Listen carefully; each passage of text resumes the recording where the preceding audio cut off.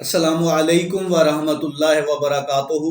मैं social prospect से आपका मेज़बान वसीम कुरैशी आपकी खिदमत में हाजिर हूँ। जो बुक रीडिंग है वो इम्प्रूव करती है आपके फंक्शनिंग ऑफ ब्रेन को। अब आपको एक सिंपल सी बात करता हूँ, आप योगा करते हैं, आप मॉर्निंग वॉक करते हैं, आप एक्सरसाइज करते हैं, आप जिम जाते हैं, ये सारी चीज़ें आप क्यों करते हैं? आप ये करते हैं अपनी जिस्मानी सेहत के लिए, फिजिकल हेल्थ के लिए आप ये सारी चीज़ें करते हैं, ये सारी एक्टिविटीज़ करते हैं। सेम लाइक दैट, जिस तरह जिस्मानी सेहत के लिए मुख्तलिफ वर्जिशें की जाती हैं, इसी तरह जहनी सेहत के लिए भी मुख्तलिफ वर्जिशें की जाती हैं, डिफरेंट एक्टिविटीज़ की जाती हैं। And the book reading is most important among them.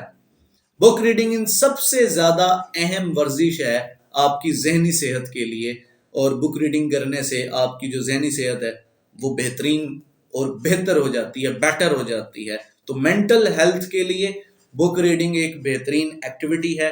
इसको जब आप बुक रीडिंग करते हैं, आप डिफरेंट वर्ड्स जो हैं वो आपके सामने आते हैं, आप डिफरेंट वर्ड्स पर फोकस करते हैं, आप उस पर सोचते हैं, आप उस पर कंसंट्रेट करते हैं। आपका जो दिमाग है वो पढ़े जाने वाले अल्फाज की एक इमेज बना लेता है, एक तस्वीर बना लेता है, कंस्ट्रक्शन स्टार्ट हो जाती है। अब एक और चीज़ आपको बता दूं, इस दौरान क्या होता है कि आपका जो दिमाग है ना वो प्रॉपर फंक्शनिंग उसकी होने लगती है, एक्टिव हो जाता है, आपका ब्रेन मोर एक्टिव हो जाता है। देखें, दुनिया में सबसे ज़्यादा इम्पॉर्टेंट जो स्किल्स हैं वो दो स्किल्स हैं। एक स्किल है आपका कंसंट्रेट करने का जो स्किल है, कंसंट्रेशन स्किल्स, और दूसरे हैं अटेंशन स्किल्स। ये दो स्किल्स दुनिया में सबसे इंपॉर्टेंट स्किल्स हैं जो इंसान की जिंदगी के हर मैदान में उसके काम आते हैं और उसको कामयाब इंसान बनने में मदद फराहम करते हैं। तो बुक रीडिंग करने वाले में ये दोनों स्किल्स डेवलप हो जाते हैं, कंसंट्रेशन स्किल्स भी और अटेंशन स्किल्स भी।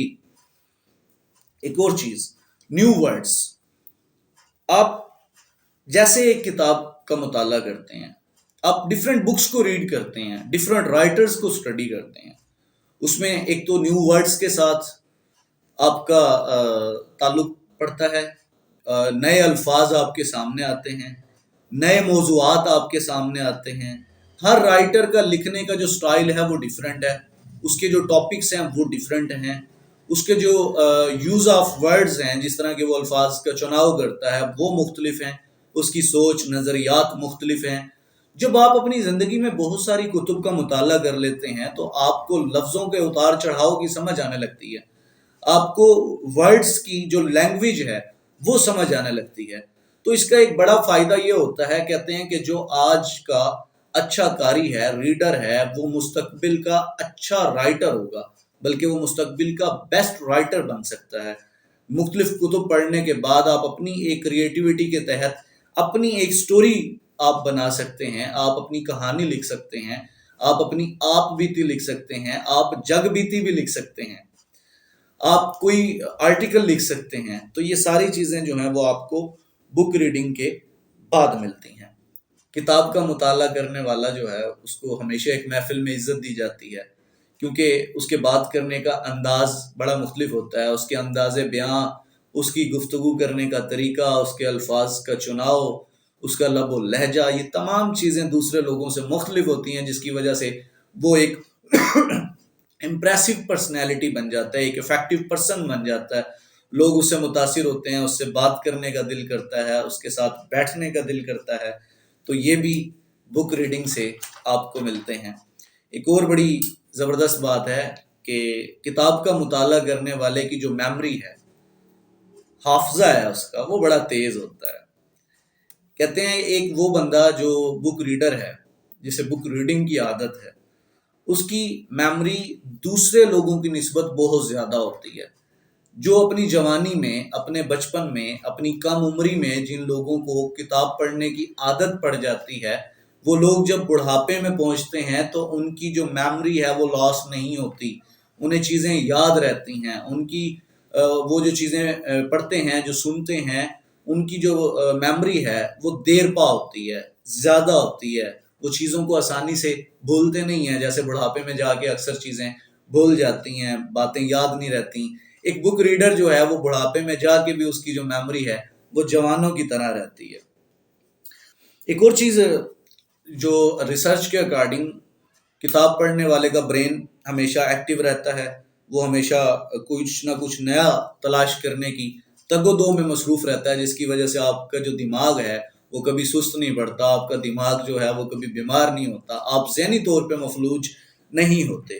ایک اور چیز جو ہے وہ ہے کہ کتاب پڑھنے والے کے جو رائٹنگ سکلز ہیں وہ بڑے امپروو ہو جاتے ہیں، اچھے خاصے امپروو ہو جاتے ہیں۔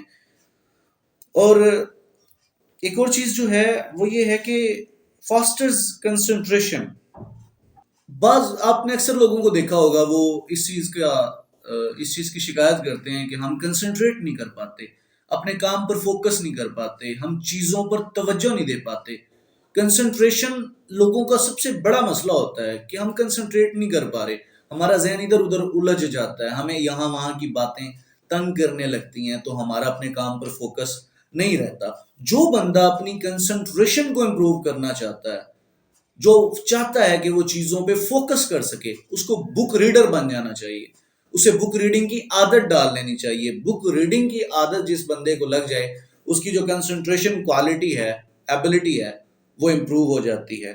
اس کے علاوہ آپ اگر کسی کام میں الجھے ہوئے ہیں، کسی پریشانی میں مبتلا ہیں، بک ایک بڑا بہترین کردار آپ کی زندگی میں یہ بھی ادا کرتی ہے کہ یہ آپ کے مائنڈ کو ڈائیورٹ کر دیتی ہے، آپ کے ذہن کو کسی اور طرف لے جاتی ہے۔ تو آپ کو کوئی بات پریشان کر رہی ہے، کسی پہ غصہ آیا ہوا ہے، تو بک اٹھا لیں، کتاب پڑھنا شروع کر دیں، کتاب آپ کو اپنے اندر لے ڈوبے گی، اپنے کیریکٹرز میں لے جائے گی، اور آپ کا مائنڈ وہاں سے ڈائیورٹ ہو جائے گا۔ ایک اور بڑی امپارٹنٹ بات جو سب سے پیاری ہے کہ بک ریڈنگ کی جو عادت ہے وہ آپ کی سٹریس کو ریڈیوس کرتی ہے، وہ آپ کے سٹریس کو ریلیز کرتی ہے۔